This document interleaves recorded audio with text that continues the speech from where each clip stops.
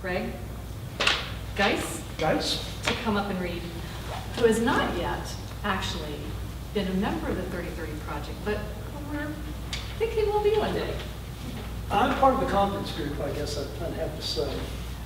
I'm Greg Geis, I'm from Houston. I'm going to read 4 poems, 2 of which have been published recently and 2 of which have been written recently. One of them as recently as yesterday. And I'm going to make some assumptions. I'm going to assume you guys know your bullfinch's mythology and I are educated, as our former president would have said.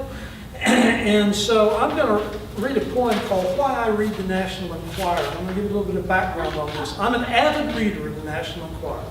People come in my writing area, my desk, and they see a 2-foot stack of National Enquirers, and they freak out. And when I first started reading them, it was almost like just a secret addiction. When I'd go to the grocery store and I'd buy them, I'd slap them down, like face down, so all you could see would be like, you know, the ceramic Dachshund or Dachshund with like puppy love or whatever it is that they were trying to sell. Finally, I got enough cojones where I just slapped it down there and it didn't matter who saw what I was reading, I didn't care. Because I was starting to see things in there that I thought maybe other people didn't see and weren't reading. And so I take a lot of my work from what I would call popular culture. I actually watch The Bachelor and Dancing with the Stars, and not to sneer. But anyway, this poem is called Why I Read the National Enquirer. Why I read the National Enquirer? Because I believe in the gods and the inexorability of divine things. That Zeus is an impenitent philanderer with a zigzag cock nicknamed Thunderbolt, and that before he knocked up Hera, she was a lap dancer at the Olympus Club. That Dionysius was spotted partying in Athens his first day out of rehab. That Hermes cheated on his taxes and has a new reality show called Life on the Inside. That Apollo is a sex addict with a 500 drachma a day cocaine habit. That Karen is losing money hand over fist to a licensed fairy. That Ares is halfway through his sex change and is checked into the hospital in Corinth for the final cut.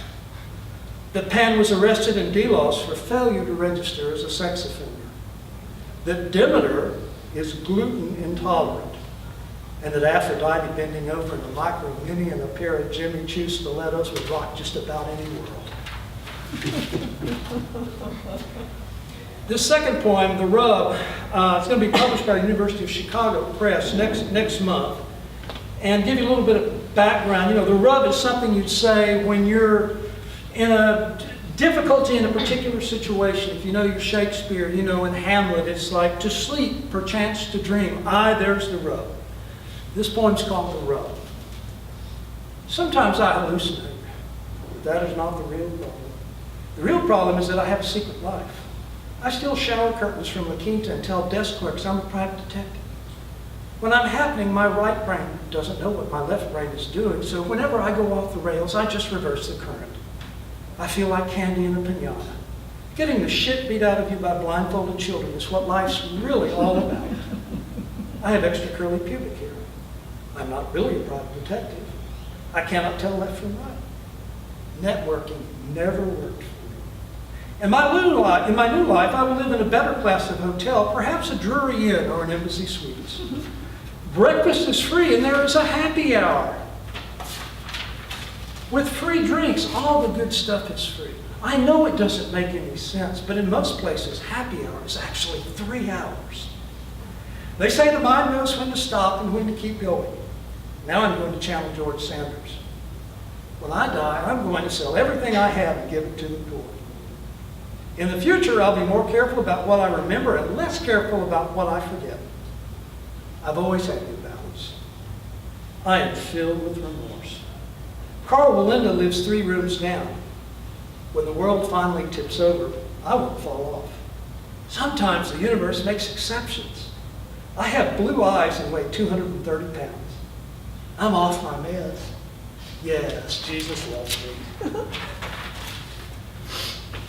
And this poem is an occasional poem. This is one that was just finished yesterday. It was occasioned by our daughter played in Los Angeles and to a sold-out crowd at a place called the Hotel Cafe in Hollywood. And my wife and I went. Is there anyone here from Los Angeles?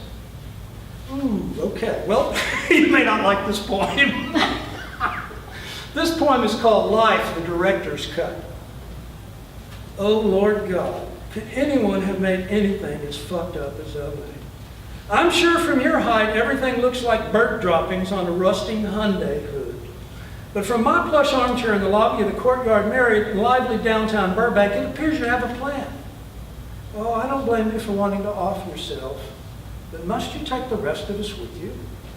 So here I sit in a hotel lobby drinking coffee from a wax cup with its carefully crafted, corrugated, cardboard lawyer protector, listening to a lady from Des Moines talk about something called the LA Galaxy, which I'm beginning to suspect is not a sports team, but a blurry spot on the chest x-ray of your wavy particle board creation.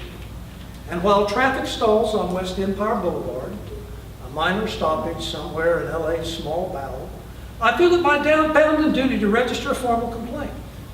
The actors are untrained, the plot is redundant, the director is self-indulgent, and like all cinema verite, what makes it so real is that absolutely nothing is.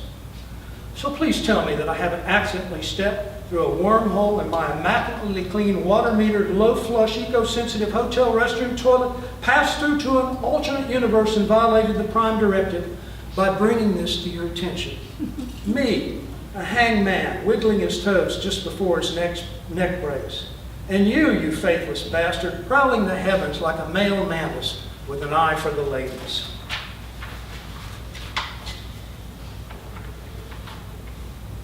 This last poem is a grandpa poem, and I think every poet gets to write one grandpa poem. Actually, I've written two of them, and this was published by Lost Coast in Los Angeles, so I probably shouldn't say anything more bad about Los Angeles last year.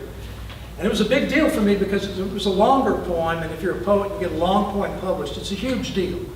It's like if you're an artist and you paint a painting and you go into a gallery and they take your big canvas, you know it's taking up space that other painters might have had. And so it's a huge deal.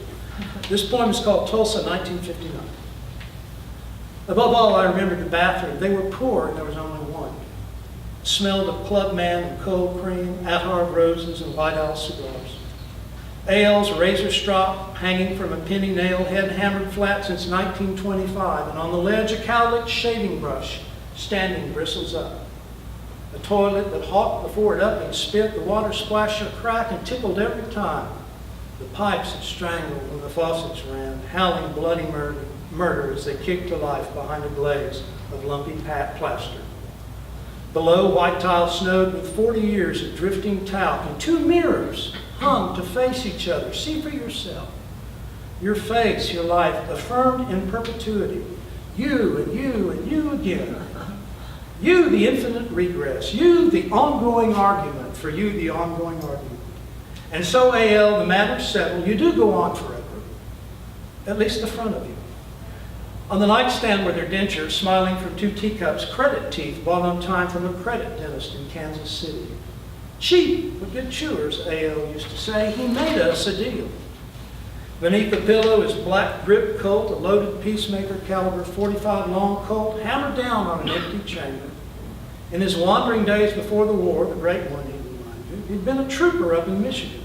Had a photograph to prove it. A.L. on a horse named Bucky, circa 1913.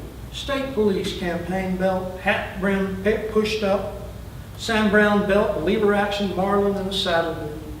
It was a younger him, all right. Cigar in mouth, the smoking skeptic, looking for all the world like he was bored, which in fact he was. And the creaky wooden floors, which even as a small child held me up. Those same floors that squeaked and sagged, we hugged so tightly in the hallway when the twisters came. To us, there was no firmer ground. Such lowness could drive storms away, or at least keep us from being hoovered up. Or so we thought. My mother reading Oz by candlelight, unshakable, bright. Grandma doing needlepoint, Grandpa calmly smoking, with children terrified, while all around the twisters raged. Their random terror no match for Balm or Dr. Seuss. It must have worked because they missed us every time. Such mother's magic did not lift us up from Kansas or drop us on the road to Emerald City, but took us to a stranger world. That world was Tulsa, The house of my grandparents, 2236 East 7th Street. We are in Oklahoma. It is 1959. That is me in the movie.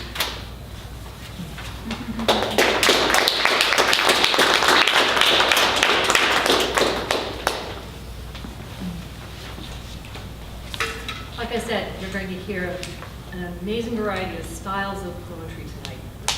And